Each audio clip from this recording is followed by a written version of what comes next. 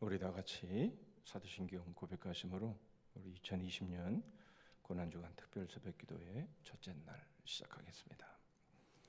전능하사 천지를 만드신 하나님 아버지를 내가 믿사오며 그 외아들 우리 주 예수 그리스도를 믿사오니 이는 성령으로 잉태하사 동정녀 마리아에게 나시고 본디오 빌라도에게 고난을 받으사 십자가에 못 박혀 죽으시고 장사한 지 사흘 만에 죽은 자 가운데서 다시 살아나시며 하늘에 오르사 전능하신 하나님 우편에 앉아 계시다가 저리로서 산 자와 죽은 자를 심판하러 오시리라. 성령을 믿사오며 거룩한 공회와 성도가 서로 교통하는 것과 죄를 사하여 주시는 것과 몸이 다시 사는 것과 영원히 사는 것을 믿사옵나이다. 아멘. 찬송가 150장을 부르십니다.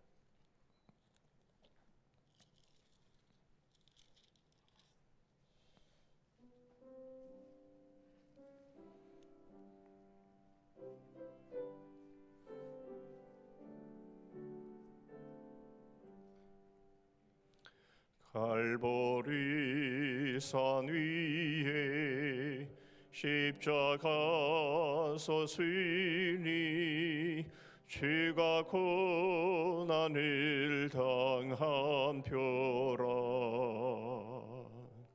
험한 십자가를 내가 사랑하면 죄가 보혈을 흘림이라. 죄의 승리를 얻기까지 주의 십자가 사랑하리. 빛나며 멸류관 받기까지 험한 십자가 비들겠네. 멸시 전대 받은 주의 십자가에 나의 마음이 끌리도다. 귀한 어린 양이 세상 죄를 지고 험한 십자가 지셨도다. 죄의 승리를 얻기까지 주의 십자가 사랑하리. 빛난 멸류관 받기까지 험한 십자가 비들겠네. 험한 십자가에 죄가 흘린 피를 믿는 마음으로 바라보니 나를 용서하고 내 죄 사하시려 주가 흘리신 보혈이라. 죄의 승리를 얻기까지 주의 십자가 사랑하리. 빛난 멸류관 받기까지 험한 십자가 비들겠네. 주님 예비하신 나의 본향집에 나를 부르실 그날에는 영광 중에 계신 우리 주와 함께 내가 죽도록 충성하리. 죄의 승리를 얻기까지 주의 십자가 사랑하리.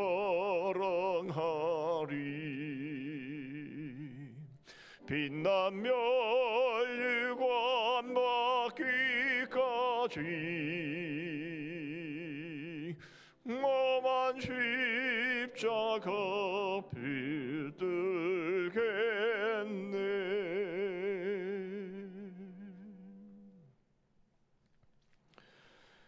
이 시간 우리에게 주시는 하나님의 말씀은 구약 성경 시편 16편입니다.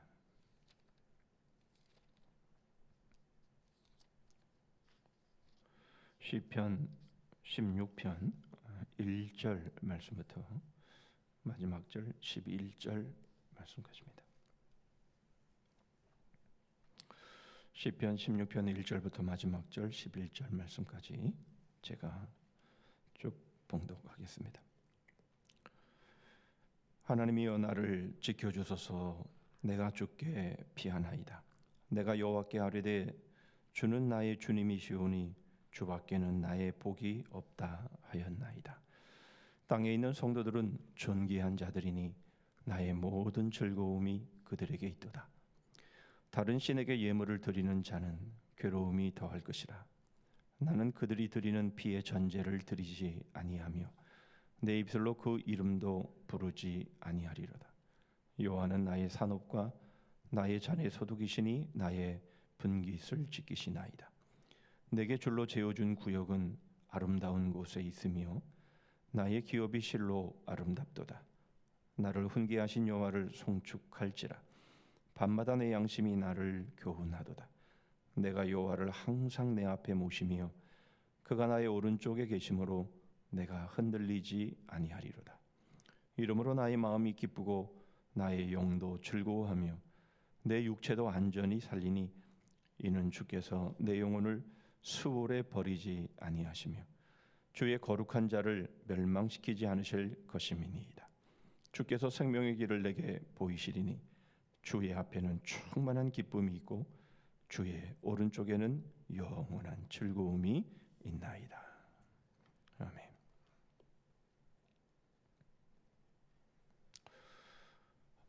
(2020년) 고난주간은 특별히 오래도록 기억이 될 것 같습니다. 고난주간을 맞이할 때마다 우리는 주님의 고난을 묵상하고 또 주님의 고난에 동참하자라는 바로 그러한 말들을 우리는 많이 하곤 했습니다마는 이번 고난주간이야말로 주님의 고난에 동참하는 그런 하자라고 말을 하지 않다 할지라도 이미 우리가 고난 안에 들어가 있는 그런 상황들을 우리가 맞이하고 있는 것이죠. 이번 고난주간 특별 새벽기도회의 주제를 사망의 역전패 이렇게 정해 보았습니다. 오늘부터 시작되어지는 고난주간, 우리 주님께서 우리를 위해 당하신 그 고난, 바로 그 죽음 그리고 그 부활, 그것이 우리들에게 어떤 의미가 있고 우리들은 그것들을 어떻게 우리들의 삶 속에서 적용해 나가야 할지 우리는 생각해 보고자 합니다. 특별히 이번 주간은 사망에 대한 말씀을 나누려고 합니다. 죽음, 사망, 이것은 우리의 신앙에 있어서도 아주 중요한 화두입니다. 이 사망은 죄로 인하여 시작된 것임을 우리가 압니다.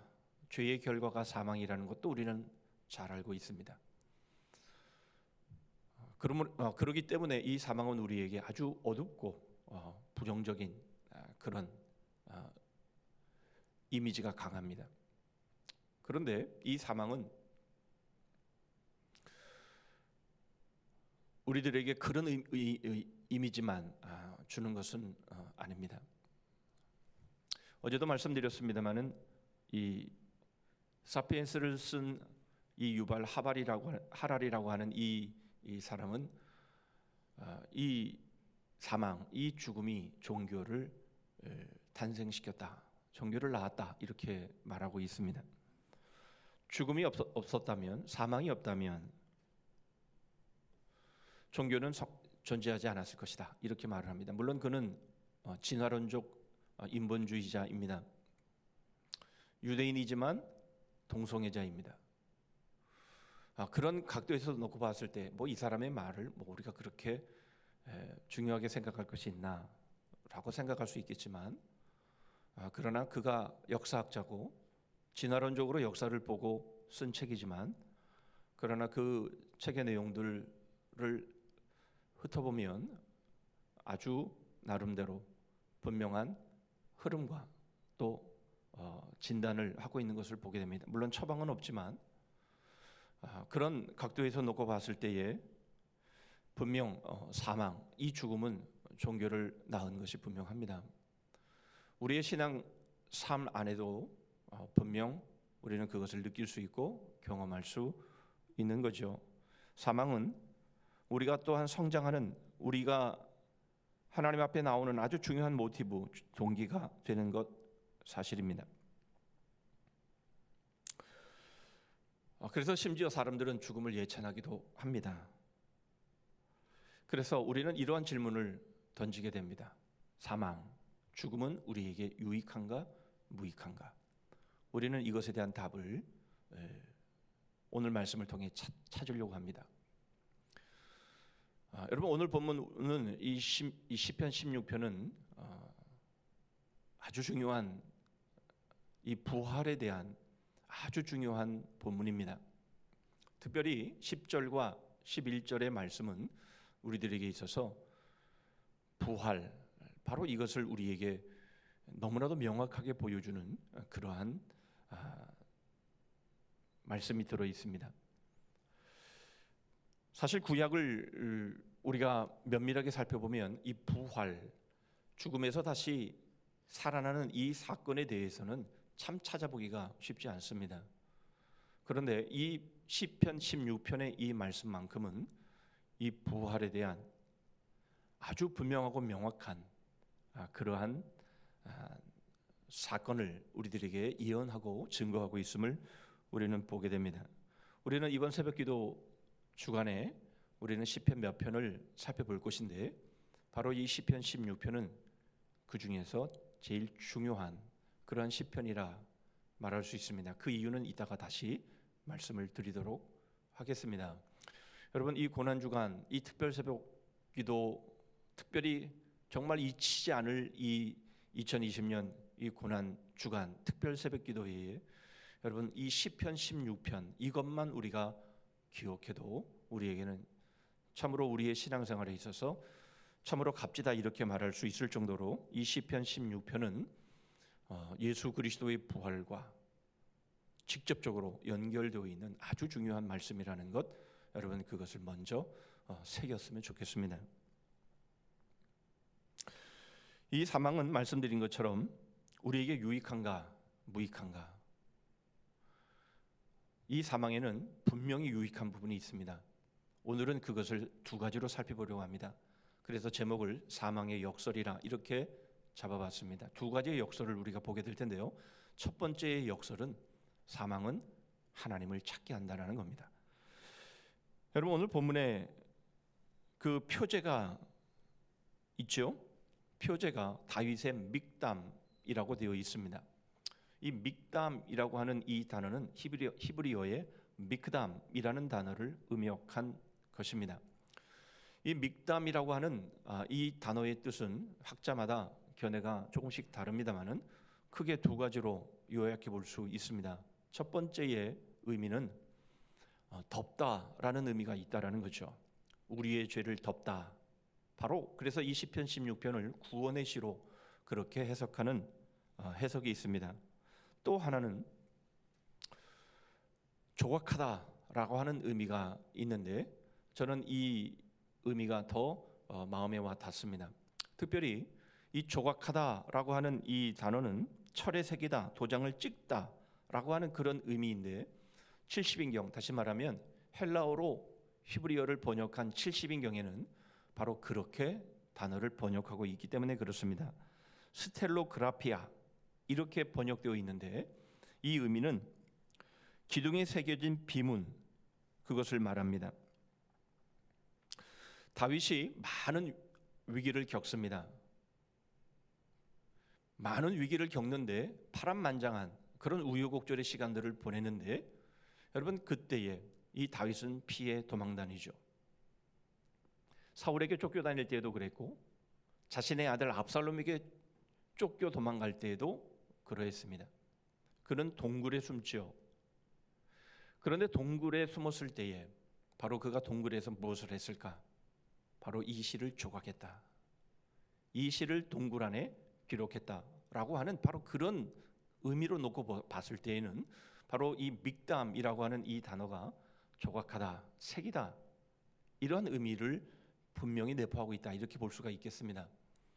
특별히 이 믹담이라고 하는 이 표제가 붙은 단어는 시편의 총 6편 소개가 되고 있는데 이 16편하고 시편 56편부터 60편까지 다윗의 믹담 이렇게 표제가 시작이 되어지면서 시편마다 그 성격을 소개하고 있습니다. 그런데 시편 56편부터 60편까지의 내용을 보면 모두가 바로 이러한 다윗이 위기 가운데에 기록한 그런 시편들인 것을 보게 됩니다. 여러분, 그런 의미에서 우리는 이 시편 16편의 말씀을 우리는 해석해 볼 수 있습니다.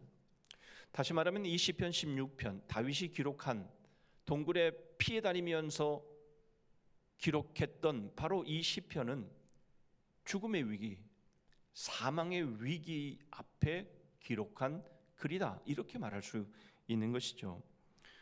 이러한 죽음의 위기, 사망의 위기 앞에서 하나님을 간절히 찾는, 하나님의 도움을 구하고 하나님이 자신을 지켜주시고 구원해 주실 것에 대한 간절한 갈망이 담겨진 시가 바로 이 믹담, 바로 이 표제가 붙은 시들인 것을 보게 되는 것이죠.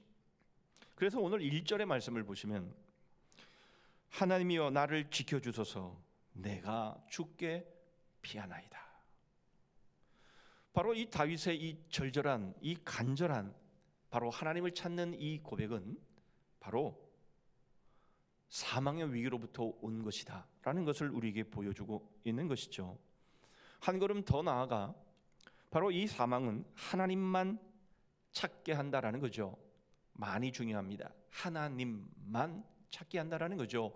사망의 위기 속에서 자신을 지켜주고 건져주실 이는 오직 하나님 한 분이다 라는 겁니다. 그것을 2절에서 이렇게 소개하고 있죠. 내가 여호와께 아뢰되 주는 나의 주님이시오니 주밖에는 나의 복이 없다 하였나이다. 주밖에는 나의 복이 없다.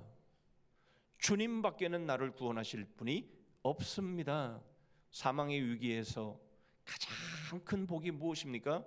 그것은 구원해 주시는 것 아니겠습니까?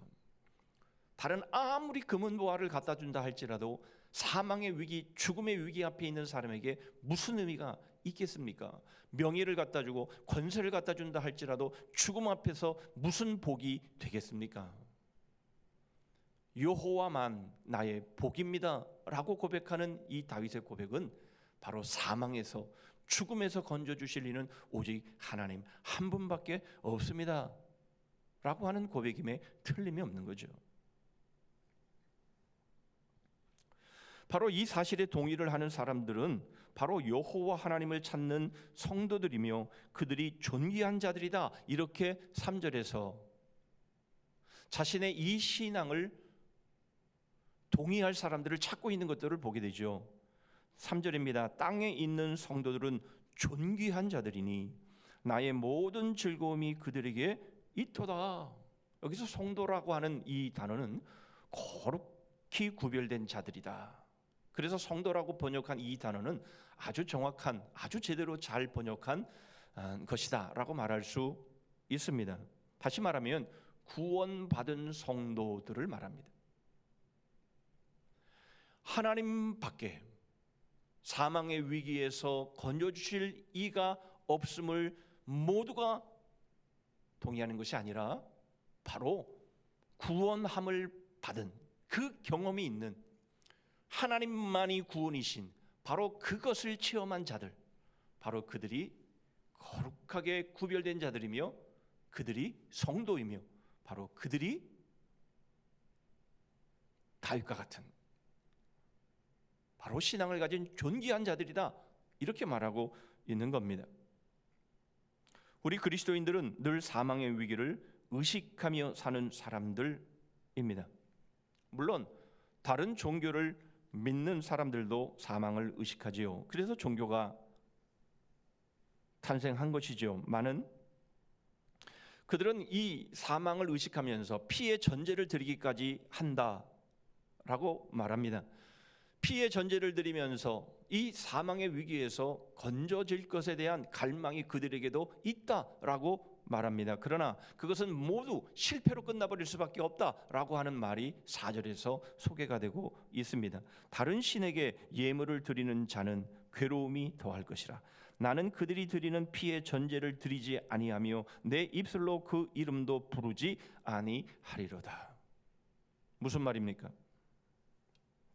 결국 이 사망은 종교와 직접적으로 연관이 있다라는 것을 말해주지만 이 사망을 극복하는 길, 바로 그것은 여호와 하나님을 섬기는 성도들에게 그 길이 주어졌고 그 성도들만이 그 길을 알고 있다. 왜냐하면 그것을 경험했기 때문이다, 이렇게 지금 말하고 있는 것이죠. 우리는 코로나19, 이제 우리가 통틀어서 감염증이라 이렇게 표현을 하더라고요. 그래서 가급적이면 입에 배서 어떻게 나올지 모르겠지만 감염증이라고 하는 단어를 사용해 보려고 합니다. 이 감염증이 창궐한 상황 속에서 우리가 바이러스에 대한 주의는 우리는 분명히 해야 하고, 우리가 지금 이렇게 예배하는 것처럼 사회적 거리두기를 하고 마스크를 쓰고 열을 체크하고 또 세정제를 바르고 우리는 나름대로 노력을 최선을 다해서 해야 되지만, 그러나 우리는 이것에 두려워해서 이것에 붙잡혀서 벌벌 떠는 그런 사람들은 결코 아니라는 거죠.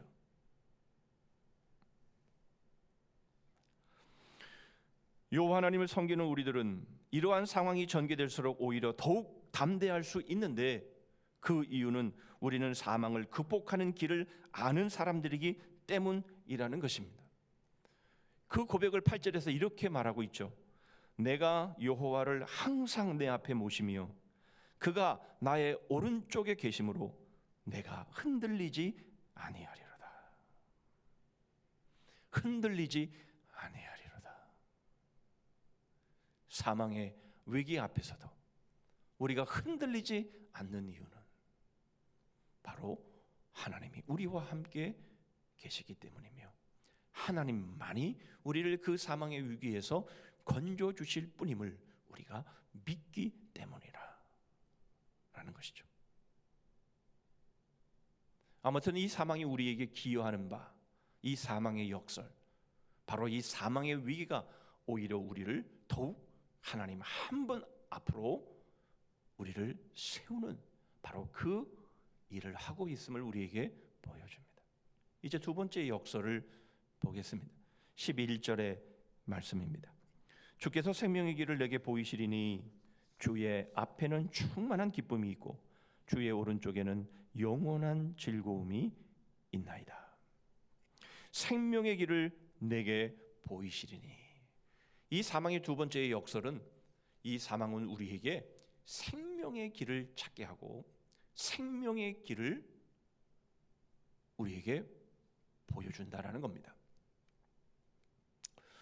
하나님께서 아담과 하와를 지으시고 에덴 동산에 두시면서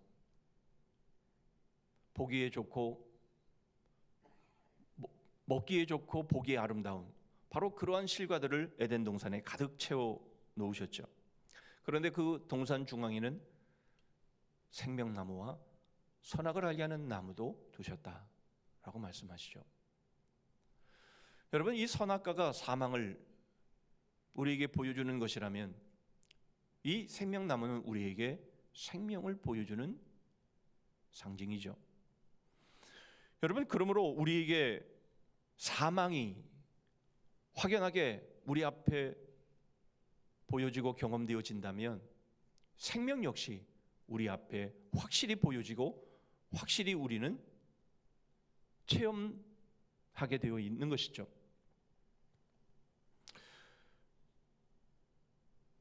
분명 하나님은 선악과를 따먹지 말라, 따먹는 날에는, 먹는 날에는 반드시 죽으리라 라고 말씀하셨지만,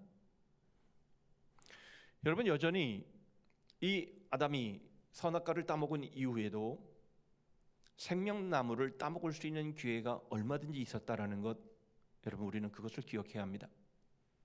왜냐하면 선악과를 따먹은 다음에 하나님께서 아담을 찾으시기까지, 다시 말하면 에덴 동산에서 쫓겨나기까지 거기는 시간적인 여유가 있었다라는 것이죠. 하나님은 선악과를 따먹으면서 그래서 사망이 왔고 반드시 죽을 수밖에 없는 그런 상황에 놓여 버렸지만, 그러나 그럼에도 불구하고 하나님은 여전히 생명나무를 따먹을 수 있는 그런 기회도 여전히 열어놓으셨다라고 하는 것을 우리는 알 수가 있습니다. 그러나 결국 아담은 따먹지 못했죠. 결국은 에덴 동산에서 쫓겨남으로 생명나무의 실과를 따먹을 기회를 잃어버리고 맙니다. 또 하나 우리가 주목해야 될 것은 이겁니다. 하나님은 생명나무를 없애지 않았다라는 겁니다. 단지 지키게 하셨다라는 것이죠. 창세기 3장 24절입니다. 이같이 하나님이 그 사람을 쫓아내시고 에덴 동산 동쪽의 그룹들과 두루 도는 불칼을 두어 생명나무의 길을 지키게 하시니라. 지키게 하셨다라고 하는 이 말씀, 바로 이것은 생명나무의 그 기회, 생명나무의 실과를 따먹을 수 있는 바로 그 기회, 그 생명의 그 기회를 여전히 열어놓으셨다라고 하는 것을 우리에게 보여주는 겁니다. 만약 그렇지 않다면 하나님은 지키시는 것이 아니라 생명나무를 없애버리셨을 겁니다. 그러나 하나님이 그렇게 하시지 않으셨다라고 하는 것은 바로 우리에게 생명의 길, 바로 그 생명을 우리에게 주실 기회를 항상 열어놓고 계셨다라는 것을 우리에게 보여줍니다. 세 가지를 말씀을 드렸는데, 여러분, 이 세 가지 모두 우리 앞에는 우리가 보고 있는 사망이 있고 우리가 겪게 될 사망이 분명히 있지만, 그러나 그것 못지않게 우리에게는 생명이 있고 생명의 길이 우리 앞에 놓여져 있음 또한 우리에게 분명하게 보여주는 것이라는 겁니다. 우리는 분명 사망의 종로로 탈 수밖에 없는 사람들입니다. 그러나 하나님은 우리에게 생명나무의 길을 끊임없이 제시하시고 있는데, 여러분, 그것의 절정이 바로 10절의 말씀입니다. 여러분, 10절의 말씀을 보시면 이는 주께서 내 영혼을 수월에 버리지 아니하시며 주의 거룩한 자를 멸망시키지 않으실 것임이니이다.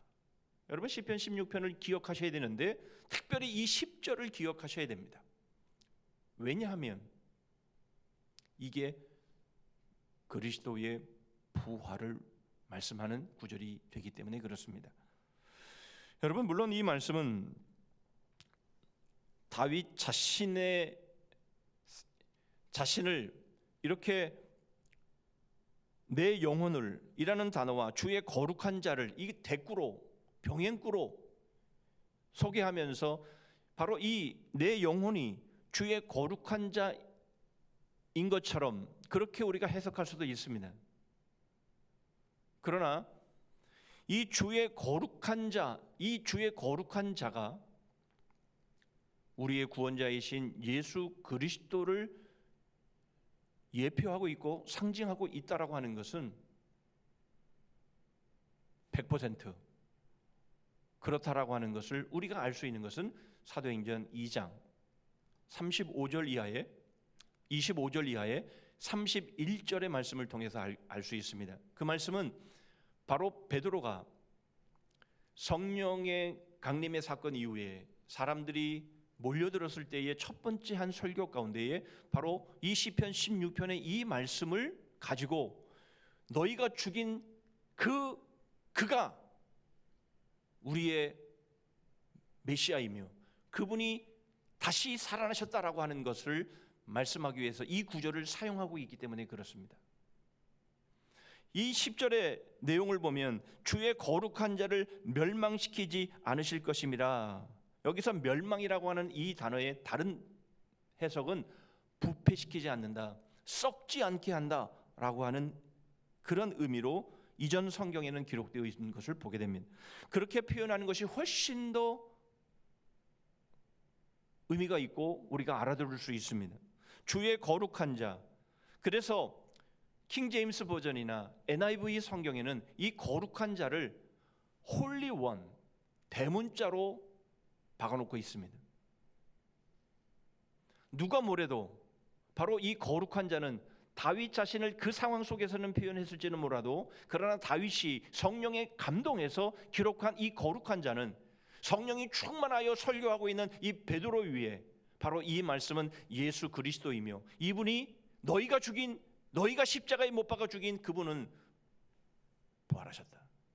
부패될 수 없고 썩을 수 없고 멸망될 수 없도록 하나님이 그를 다시 살리셨다라는 이 말씀으로 설교하고 있기 때문에 그렇습니다. 그러므로 여러분, 신약 성경을 우리는 100% 하나님의 말씀으로 믿기에 베드로가 성령에 충만하여 이 말씀이 곧 예수 그리스도 우리의 구원자의 부활을 말씀하고 있다라고 하는 이것은 100% 바로 부활을 예언한 말씀임이 틀림이 없는 것이죠. 사도행전 2장 다 읽을 수는 없고 31절 한 구절을 보시면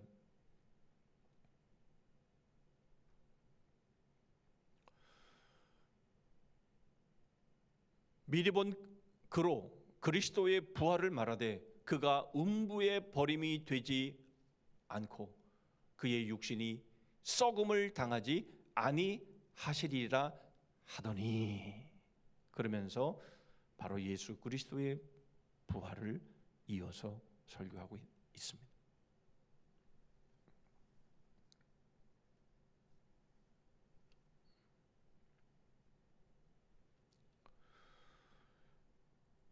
예수 그리스도는 십자가의 고난과 죽음을 당하셨지만, 그러나 주님은 결코 멸망되지 않고 부패하고 썩을 수 없음을 성경은 우리에게 바위에 새기듯이 그렇게 우리에게 새겨주시고 있는 거죠. 이것이 바로 생명의 길이죠.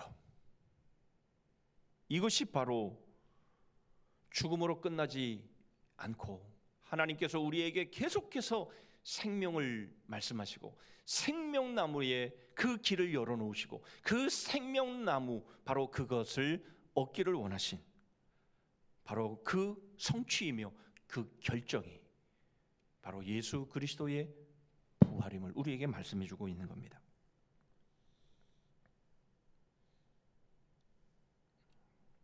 우리는 이것을 통해 하나님의 의도가 무엇인지를 확실하게 알 수 있습니다. 하나님은 우리에게 죽음이 아닌 생명을 주시기를 그렇게 원하셨다라는 거죠. 결국 죽음이 생명을 이길 수 없음을 우리에게 보여주고 있는 겁니다. 사망은 패배할 수밖에 없음을 우리에게 말씀해주고 있는 거죠. 우리가 잘해서가 아니라 하나님의 은혜로 그렇게 하신다라는 겁니다. 사실 우리가 하는 일이란 뭡니까? 인간이 하는 일이란 뭡니까? 이러한 감염증을 유발하고 이러한 감염증을 퍼뜨리는 일들은 우리가 하지만, 죽음을 가져오고 죽음이 왕노릇하게 하는 그러한 일들은 우리가 하지만, 그러나 하나님은 우리에게 생명을 주시는 분이시며 우리에게 생명의 길을 보이시며 우리를 썩지 않게 하시고 부패하지 않게 우리를 멸망시키지 않으시는, 그렇게 하시기를 원하시는 분이 것을 우리에게 말씀하고 있는 것이죠. 그러므로 여러분, 우리는 죽음을 염려할 필요가 없습니다. 여러분, 우리는 멸망당할 것을 걱정할 필요가 없습니다.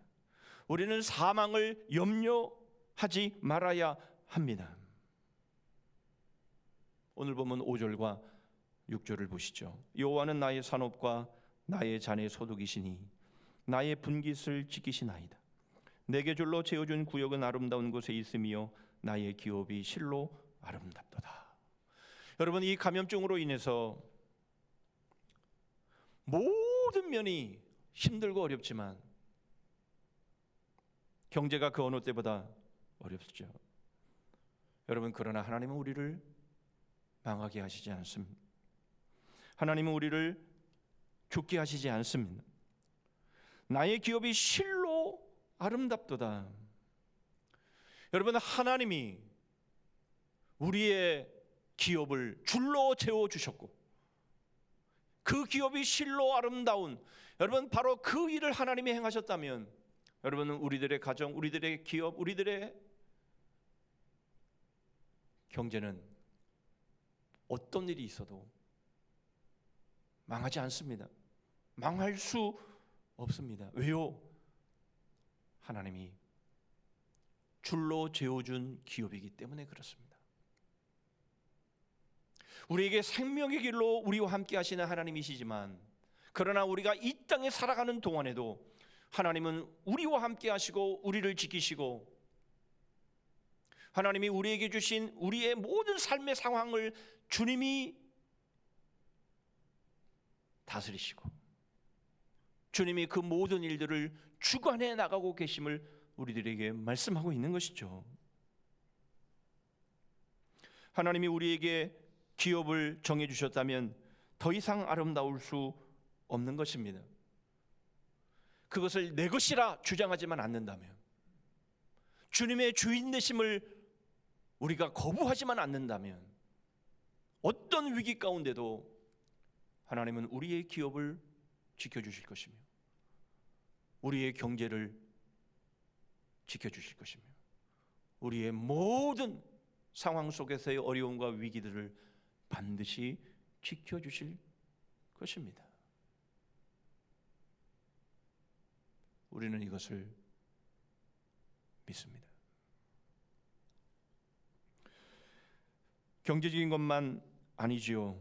나에게 맡겨주신 모든 것, 그것을 내 것이라 여기지 않고 우리의 주인 되신 하나님 앞에 겸손하게 엎드린다면 하나님은 우리들의 모든 것을 함께 하시며 지키시며 그것이 설사 사망일지라도 우리를 부패하고 썩지 않게,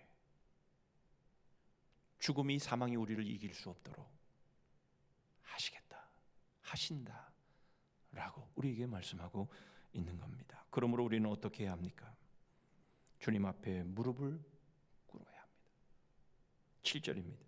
나를 훈계하신 여호와를 송축할지라 밤마다 내 양심이 나를 교훈하도다. 여러분, 우리가 이것을 잊지 말아야 되는 것이죠. 밤마다 사망이 나를 이길 수 없고 어떤 위기가 닥쳐도 하나님이 줄로 재워주신 이 기업은 망할 수 없다라고 하는 이것을, 그래서 밤마다 우리가 주님 앞에 엎드려 이것은 내 것이 아니며 나의 욕심대로 사용할 것이 아니며 이것은 주님의 것이며 주님의 뜻대로 사용하겠습니다 라고 밤마다 내 양심이 우리를 교훈하시는 이 말씀 앞에 겸손히 무릎 꿇을 때에 여러분, 우리는 어떻게 됩니까? 9절이죠. 이러므로 나의 마음이 기쁘고 나의 영도 즐거워하며 내 육체도 안전히 살리니. 이 삶이 우리의 삶 가운데 가능하고 펼쳐지는 것이죠. 돈이 우리를 지켜주는 것이 아니라, 그 누군가가 우리를 지켜주는 것이 아니라, 어떤 백그라운드가, 어떤 우리의 경험이, 어떤 우리의 스펙이 그것이 우리를 지켜주는 것이 아니라 오직 하나님만이 이 사망의 위기에서 건져주실 유일한 우리의 복이심을 우리가 믿고 우리의 마음은 기뻐하고 우리의 영도 즐거워하며 우리의 모든 것이 주님의 이 안전함 가운데에 진행되어지는 바로 이 삶을 살아가는 이들이 바로 성도요 그리스도인들임을 말씀하고 있습니다. 우리는 죽음, 우리는 사망을 불러오는 자들이지만 그러나 우리 하나님은 생명을 불러오시는 분이시며 그러므로 사망은 하나님이 주신 생명을 이길 수 없음을 믿음으로 바라보시면서 이 고난주간을 시작하시고 이 감염증으로 인하여 어두운 이 분위기 가운데서도 우리가 하나님 앞에 기뻐하고 우리의 영이 즐거워하고 하나님을 찬송하며 그렇게 멋지고 아름답게 한 걸음 한 걸음 담대하게 걸어나가는 우리 모두가 되기를 주님의 이름으로 축복합니다. 아멘. 기도합니다. 하나님 아버지, 사망의 위기 앞에서 저희들은 하나님을 찾을 수밖에 없습니다. 하나님만 찾을 수밖에 없습니다. 하나님이 저희들에게 생명의 길을 보이시며 하나밖에 없는 하나님의 아들을 저희들에게 내어주시기까지 저희들에게 영원한 생명을 주시기를 그토록 원하셨던 우리 하나님 앞에서 주님, 저희들은 그 어떤 위기도 두려워하지 아니하고 담대하게 저희의 마음이 기뻐하며 저희의 영혼이 즐거워하며 하나님을 찬송하며 그렇게 저희들의 남은 삶 달려가는 복된 성도들 되게 하여 주시옵소서. 사망이 우리를 이길 수 없고 죽음이 우리를 삼킬 수 없음을 하나님이 저희들에게 그토록 주시기를 원하셨던 그 생명의 길 가운데 거하며 밤마다 매 순간마다 바로 이것을 기억하며 겸손하게 하나님 앞에 엎드리며 주님이 맡겨주신 이 모든 것들을 오직 주의 뜻을 위해 사용하며 드리는 바로 그러한 삶 살게 하여 주시옵소서. 복음의 영혼을 배움의 생명을 서로에게 삶을 거는 주님의 몸된 교회 되어서 마지막 때에 세상의 빛으로 구원의 방주로 쓰임받는 교회 되게 하여 주시옵소서. 오늘도 어디에 있든 무엇을 하든 그리스도의 향기로 복음의 향기로 저희들을 사용하여 주시옵소서. 예수 그리스도의 이름으로 기도하옵나이다. 아멘. 하늘에 계신 우리 아버지여, 이름이 거룩히 여김을 받으시오며 나라의 임하옵시며 뜻이 하늘에서 이룬 것 같이 땅에서도 이루어지이다. 오늘날 우리에게 일용할 양식을 주옵시고 우리가 우리에게 죄 지은 자를 사하여 준 것 같이 우리 죄를 사하여 주옵시고 우리를 시험에 들게 하지 마옵시고 다만 악에서 구하옵소서. 대개 나라와 권세와 영광이 아버지께 영원히 있사옵나이다. 아멘.